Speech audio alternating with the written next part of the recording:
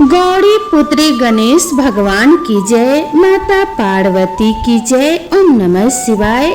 नमस्कार दोस्तों, ये तीन औरतें भूल कर भी शिवलिंग पर जल न चढ़ाएं। एक समय की बात है, देवी पार्वती कैलाश पर्वत पर भगवान शिव के पास आती हैं और उनसे पूछने लगती हैं कि हे प्रभु, आप ही आदि और अंत हैं।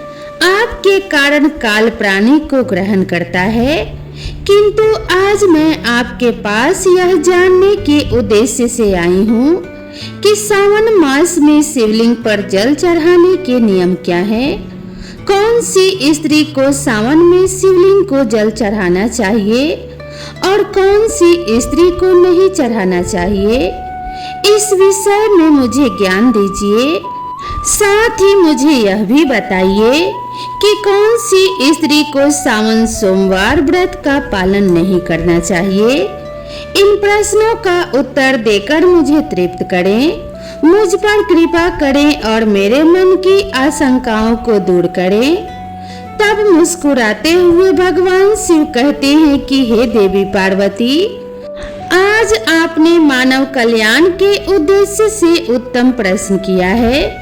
सावन में शिवलिंग को जल देने के कुछ महत्वपूर्ण नियम होते हैं। उन नियमों का पालन करते हुए ही शिवलिंग को जल अर्पित करना चाहिए। यदि कोई व्यक्ति इन नियमों का पालन नहीं करता है तो उसे महापाप लग जाता है। हे देवी, मैं उस स्थान से रुष्ट होकर चला जाता हूँ जहाँ पर इन नियमों का पालन नहीं किया जाता। आगे भगवान शिव कहते हैं कि हे प्रिय, आज मैं उन तीन स्त्रियों के विषय में बताने वाला हूँ जिन्हें शिवलिंग को जल नहीं चढ़ाना चाहिए। इन स्त्रियों को शिवलिंग पर जल अर्पित करने का कोई शुभ फल प्राप्त नहीं होता है। उल्टा इनके द्वारा शिवलिंग को जल चढ़ाने पर उन्हें महापाप ही लगता है।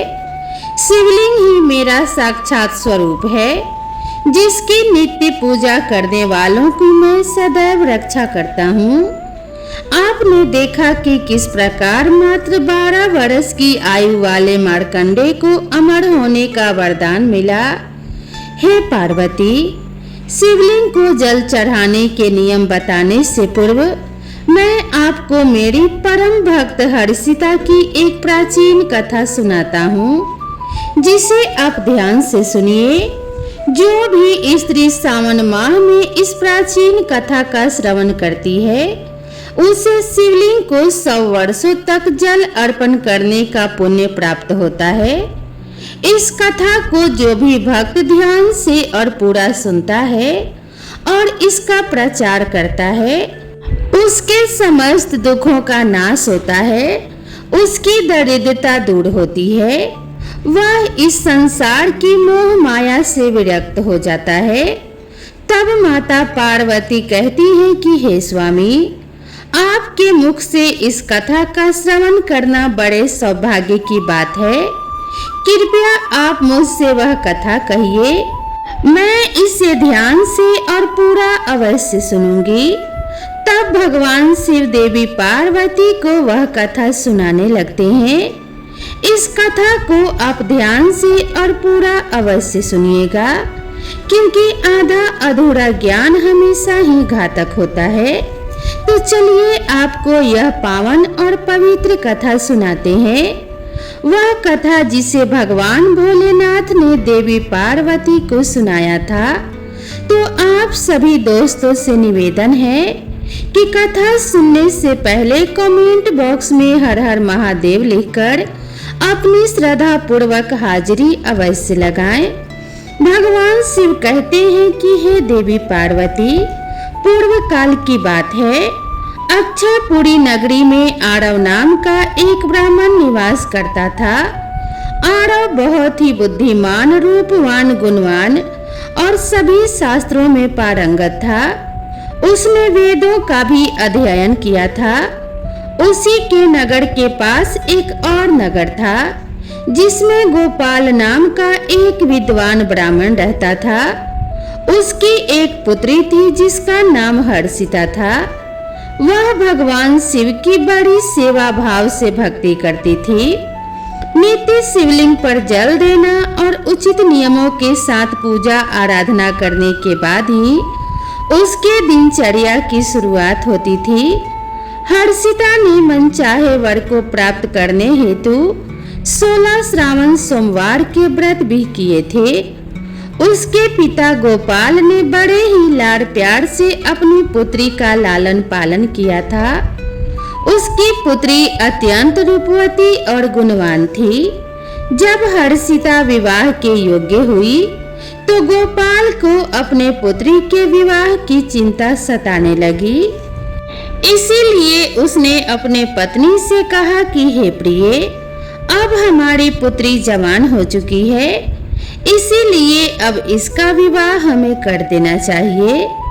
तब उसकी पत्नी कहती है कि हे स्वामी, मेरी दृष्टि में एक विद्वान ब्राह्मण है जो मेरे भाई की नगरी अक्षयपुरी में रहते हैं, जिनका नाम आरव है। मैं तो कहती हूँ हमारी पुत्री का विवाह उन्हीं श्रेष्ठ ब्राह्मण के साथ करा दिया जाए। तब गोपाल कहता है कि हे प्रिय, तुम ठीक कहती हो। मैंने भी आरव जी के विषय में बहुत सुना है, इसीलिए अगर संभव होगा तो हम हमारे पुत्री का विवाह उन्हीं के साथ करेंगे। मैं कल ही उनके पास अपने पुत्री के विवाह का प्रस्ताव लेकर जाता हूँ। फिर गोपाल अपनी पुत्री के विवाह का प्रस्ताव लेकर आरव के घर पर जाता है। तभी आरव घर में अपने माता पिता की सेवा कर रहा होता है। जब गोपाल आरव को अपने माता पिता की सेवा करते देखता है तो वह बड़ा खुश होता है और प्रसन्नता पूर्वक उसे निहारते हुए सोचता है, यह ब्राह्मण पुत्र तो कितना महान है। यह तो बड़ी प्रसन्नता से अपने माता पिता की सेवा कर रहा है। जब गोपाल को आरव द्वार पर खड़ा देखता है तो उनका स्वागत करता है और कहता है कि हे विप्रवर, पधारिए, आपका स्वागत है। कहिए मैं आपकी किस प्रकार से सहायता कर सकता हूँ। आरव का अतिथि सत्कार देखकर गोपाल बहुत प्रसन्न हो जाता है। वह देखता है कि आरव का घर अत्यंत पवित्र और शुद्ध होता है। उसके घर में पूरे विधि विधान के साथ शिवलिंग स्थापित किया हुआ है और वह उसकी नित्य पूजा करता है। इसी कारण से गोपाल को विश्वास हो जाता है कि आरव ही उसकी पुत्री के लिए सर्वोत्तम वर है। तभी गोपाल आरव से कहता है कि हे पुत्र, आज मैं आपके पास मेरे पुत्री के साथ आपके विवाह का प्रस्ताव लेकर आया हूँ। मेरी पुत्री के लिए आपके समान श्रेष्ठ वर कहीं और नहीं मिल सकता। तब आरव के माता पिता भी यह बात सुनकर प्रसन्न हो जाते हैं और आरव को विवाह के लिए मना लेते हैं। फिर आरव भी विवाह के लिए तैयार हो जाता है। समय के अनुसार विवाह का मुहूर्त तय किया जाता है और एक पवित्र स्थान पर आरव और हर्षिता का विवाह संपन्न किया जाता है। हर्षिता के सुंदर और मनमोहक रूप को देखकर आरव भी बहुत प्रसन्न होता है। हर्षिता अत्यंत सुंदर, गुणवान और चरित्रवान स्त्री थी। विवाह के बाद जब हर्षिता आरव के घर पर जाती है तो वह भी अपने पति और सास ससुर की बड़ी सेवा करती है। अपनी मधुर वाणी और कार्यों से वह सभी के मन को जीत लेती है। हर्षिता के ससुराल वाले भी उसके कार्य से बहुत संतुष्ट और सदा ही प्रसन्न रहते हैं। हर्षिता नित्य अपने पति से पहले जागकर घर का आंगन साफ करती थी, फिर घर के अंदर साफ सफाई करके स्नान किया करती थी। स्नान करके वह पूजा घर में जाकर पूजा किया करती थी और नित्य रूप से शिवलिंग को जल देती थी तथा बेल पत्र अर्पण करती थी। दिन भर वह अपने अन्य सभी कार्यों को कर सभी परिवार जनों को प्रसन्न करती थी। फिर रात को वह अपने पति के चरण दबाकर उसके सो जाने के बाद ही सोया करती थी। हर्षिता के अंदर एक पतिव्रता नारी के सभी लक्षण थे और वह अपने पति को ही परमेश्वर मानकर उनकी सेवा करती थी। हर्षिता ने कभी अपने पति के अलावा अन्य पुरुष के विषय में विचार नहीं किया। वह सत्य धर्म का पालन करने वाली और धर्म कार्य करने वाली पवित्र स्त्री थी। उसने कभी कोई अशुभ कार्य नहीं किया। हर्षिता के ऐसे सात्विक और सरल स्वभाव को देखकर माँ लक्ष्मी भी उस पर बहुत प्रसन्न थी। माँ लक्ष्मी स्वयं चलकर उसके घर में आकर निवास करने लगी, जिससे हर्षिता के जीवन में सुख समृद्धि और भी अधिक बढ़ गई। आगे भगवान शिव कहते हैं कि हे देवी पार्वती, धन की देवी लक्ष्मी उन्हीं स्त्रियों पर अपनी कृपा दृष्टि बनाए रखती हैं जो पतिव्रता होती हैं और जो सत्य धर्म का पालन करती हैं। हर्षिता के अंदर वे सभी लक्षण थे जो एक श्रेष्ठ पतिव्रता नारी के अंदर होने चाहिए। लेकिन आगे मैं तुम्हें बताऊंगा कि हर्षिता की एक भूल के कारण उसका पूरा परिवार दुखों के बादलों में डूब गया और उसके जीवन में केवल क्लेश, अशांति और दुख ही आने लगे। हे देवी पार्वती, एक दिन की बात है जिसके अगली सुबह श्रावण मास आरंभ होने वाला था और संयोग से उस दिन अमावस्या भी थी। तब हर्षिता ने दोपहर के भोजन में सब्जी और चावल बनाई थी।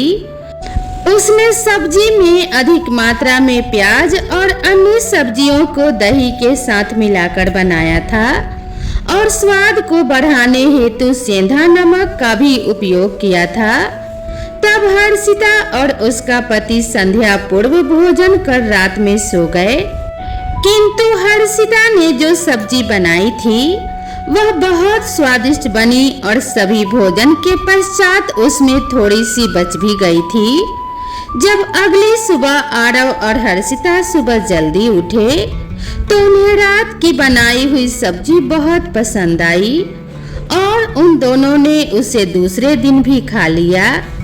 कहते हैं कि प्याज के अधिक सेवन करने से मनुष्य की कामुकता बढ़ जाती है। अब उन दोनों के साथ भी यही हुआ।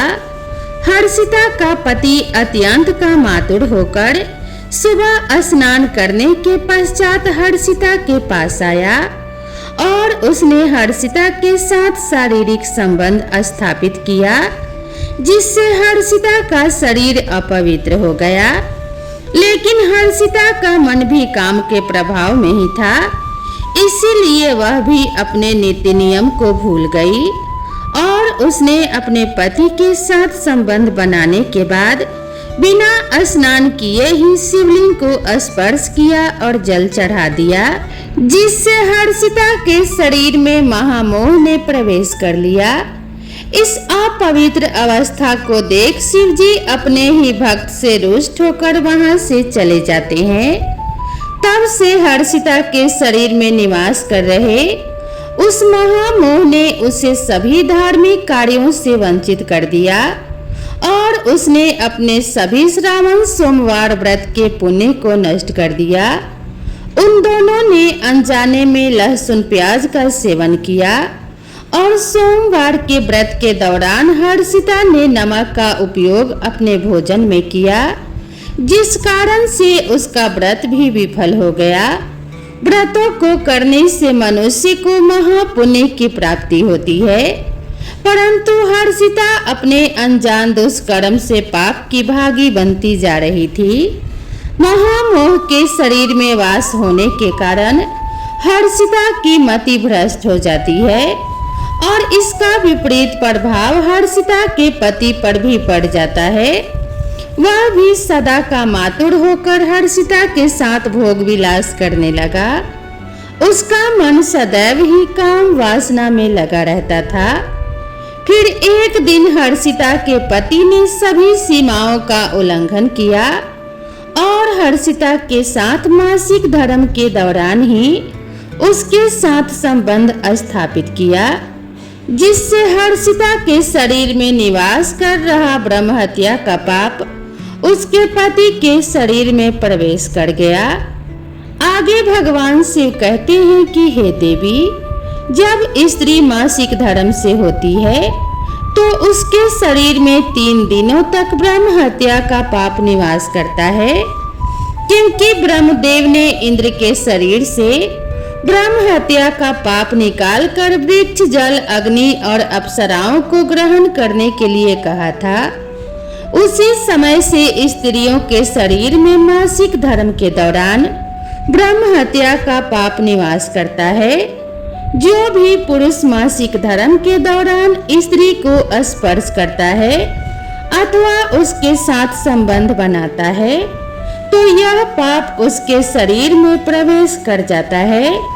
वही ब्रह्म हत्या का पाप हर्षिता के पति के शरीर के अंदर प्रवेश कर गया और वह जमीन पर गिर पड़ा और उसे तुरंत ही कुष्ठ रोग हो गया।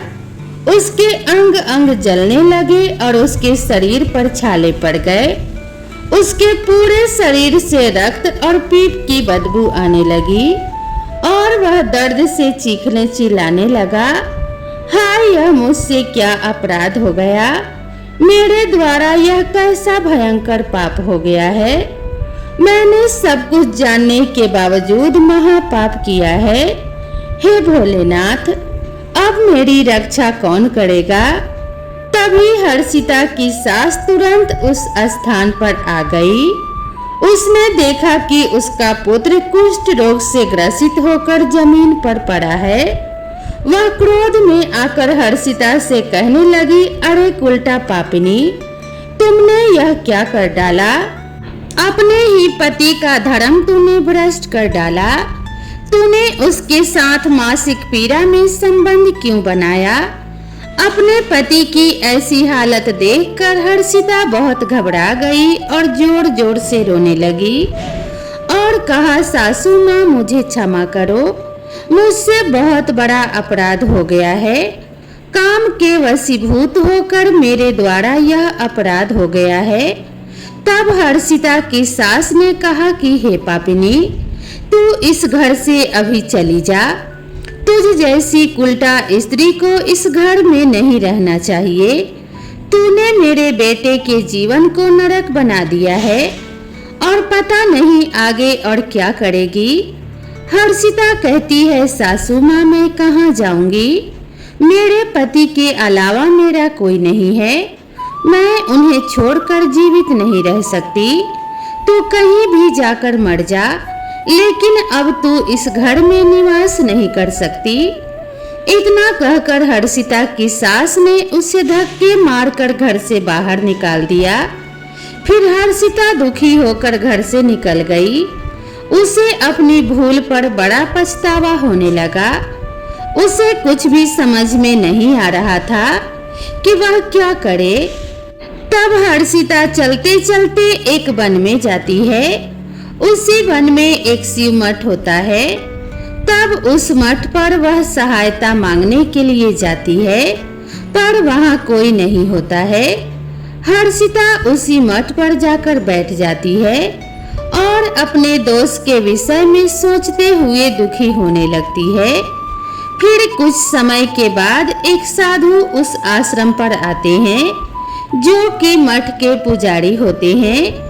जब वे साधु एक स्त्री को अपने मठ पर दुखी बैठा हुआ देखते हैं तो आश्चर्यचकित हो जाते हैं और पास जाकर उस स्त्री से पूछने लगते हैं कि हे कल्याणी, तुम कौन हो और किस कारण से इस स्थान पर आकर अकेली बैठी हो। तुम्हारे दुख का क्या कारण है। कोई गुप्त बात न हो तो अवश्य बताओ, शायद मैं तुम्हारी कोई सहायता कर सकूं। तब हर्षिता कहती है कि हे मुनिवर, मेरा नाम हर्षिता है।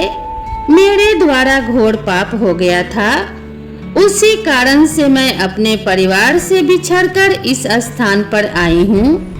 तब साधु कहते हैं कि हे देवी, यह क्या कह रही हो तुम। तुमने कौन सा पाप किया है, मुझे विस्तार से बताओ। मैं तुम्हारी कोई सहायता करने का प्रयत्न अवश्य करूंगा।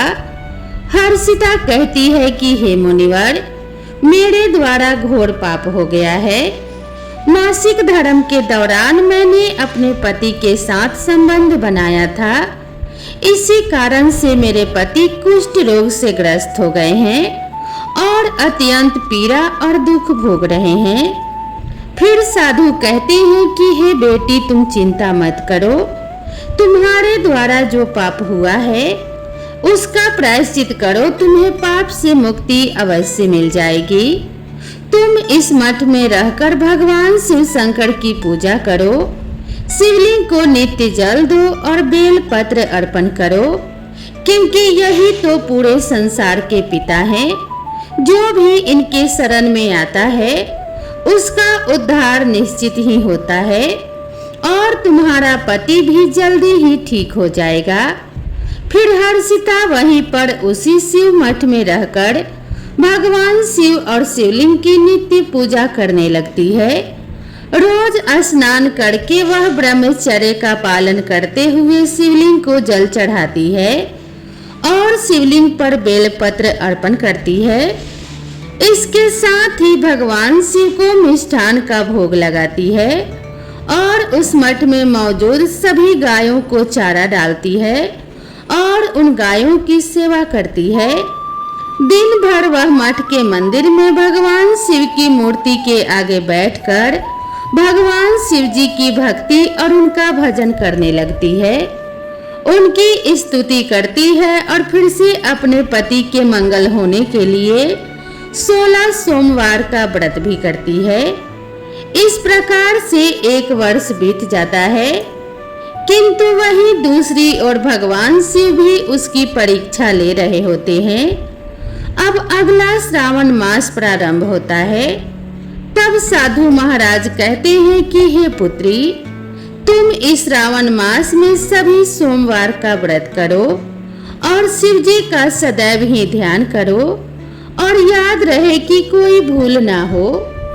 अब मैं तुम्हें सावन सोमवार व्रत के विषय में विस्तार से बताता हूँ, तुम इसे ध्यान से सुनो। किसी भी स्त्री या पुरुष को सावन माह में किसी भी प्रकार के तामसिक पदार्थों का सेवन नहीं करना चाहिए। परहेज की गई वस्तु का सेवन कभी भी नहीं करना चाहिए।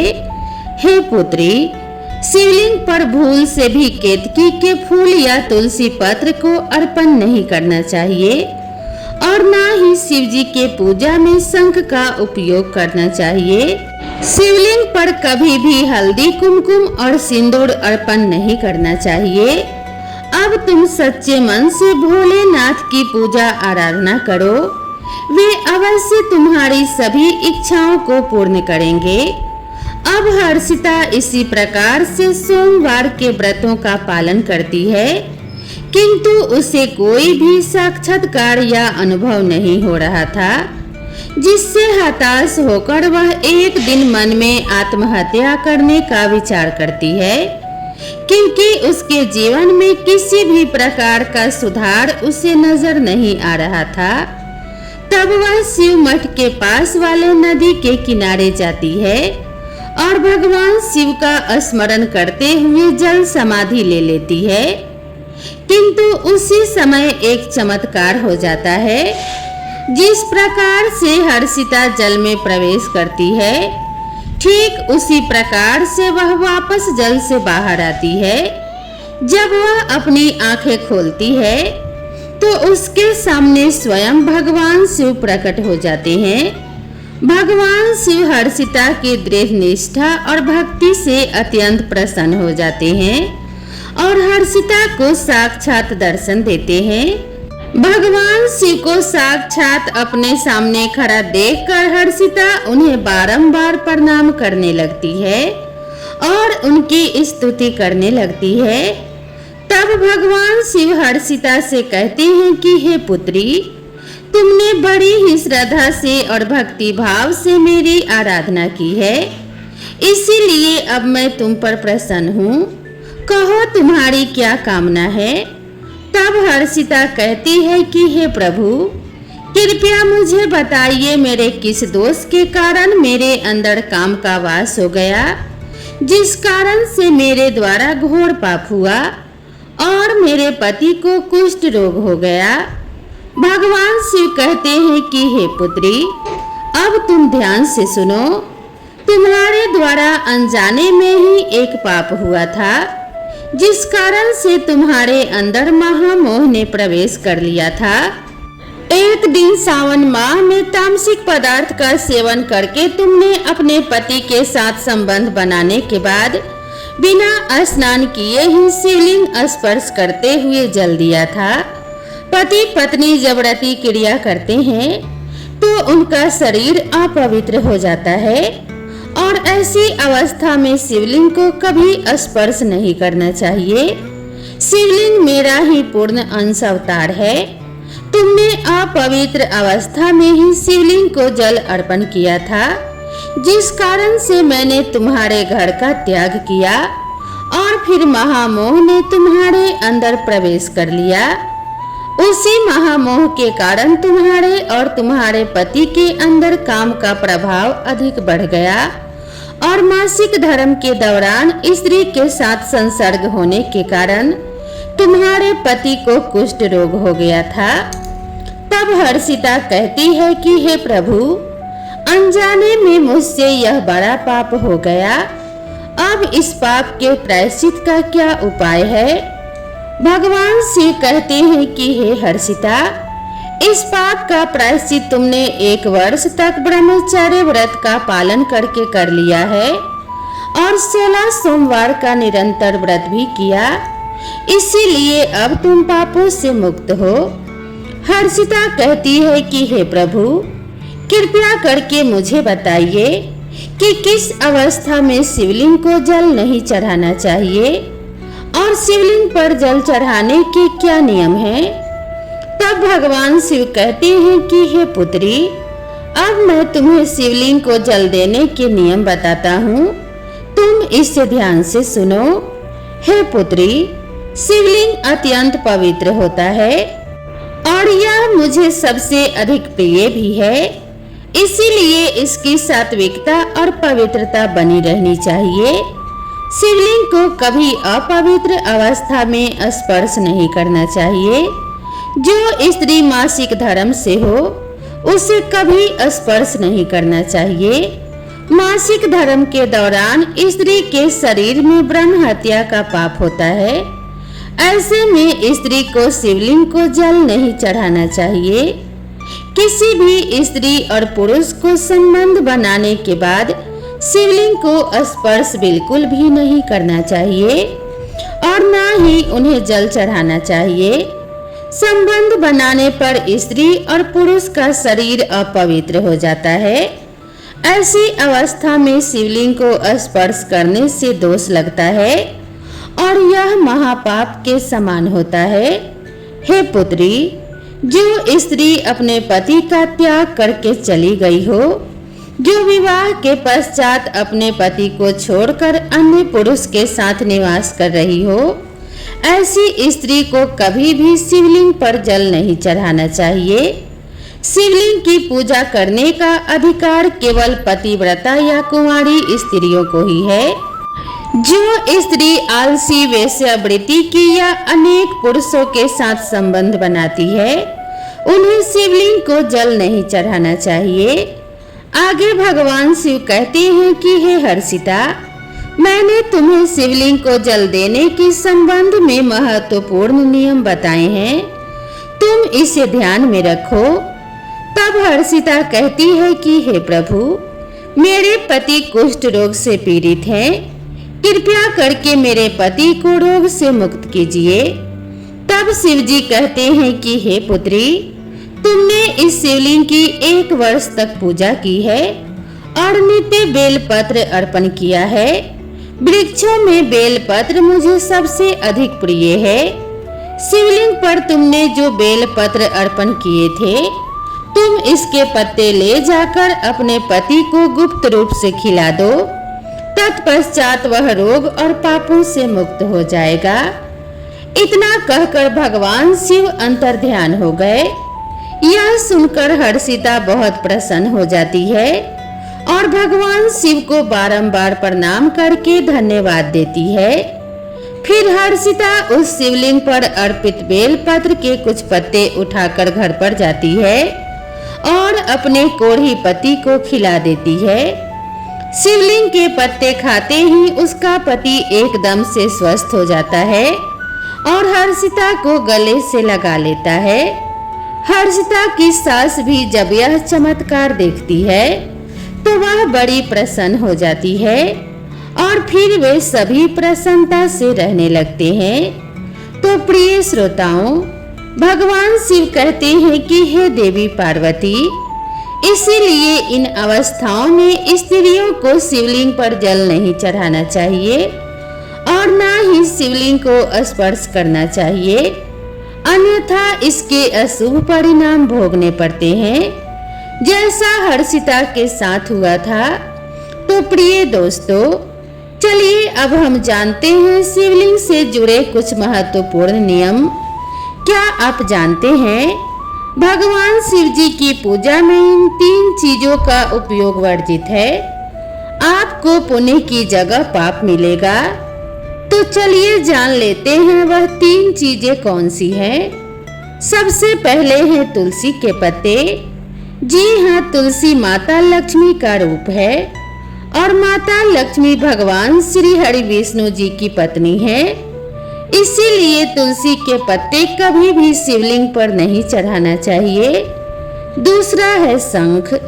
शिव जी ने शंखचूर्ण नाम के दैत्य का वध किया था और उसी के हड्डियों से शंख की उत्पत्ति हुई है। तीसरा है केतकी का फूल।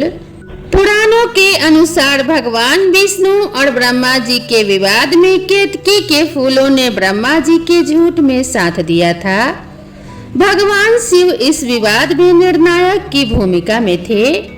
शिव जी ने केतकी के झूठ पकड़ लिया और उसे श्राप दिया कि उसका उपयोग उनकी पूजा में नहीं किया जाएगा। भगवान शिव जी पीले और सफेद कनेर के फूल पसंद करते हैं। आप उन्हें जरूर अर्पित करें। धतूरे के फल और फूल भी अर्पित कर सकते हैं। साथ ही दूध और चंदन से लेप चढ़ाना भी शुभ माना जाता है। पुराणों में शिवलिंग को ही ब्रह्मांड का केंद्र माना गया है। इस केंद्र से समस्त ब्रह्मांड को ऊर्जा प्राप्त होती है।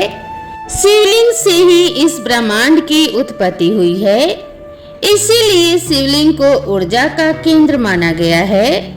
इसके पास कोई भी ऐसी वस्तु नहीं रखनी चाहिए जिससे शिवलिंग से निकलने वाली ऊर्जा नकारात्मक ऊर्जा में परिवर्तित हो। वास्तु शास्त्र के अनुसार यदि ऐसी वस्तुएं शिवलिंग के पास रखी जाती हैं, तो घर का वातावरण भी नकारात्मक हो जाता है। जैसे कि एक साथ 2 शिवलिंग, तुलसी का पौधा, कांसे के बर्तन, नंदी को भी पास नहीं रखना चाहिए। नंदी को थोड़ा दूर ही रखना चाहिए।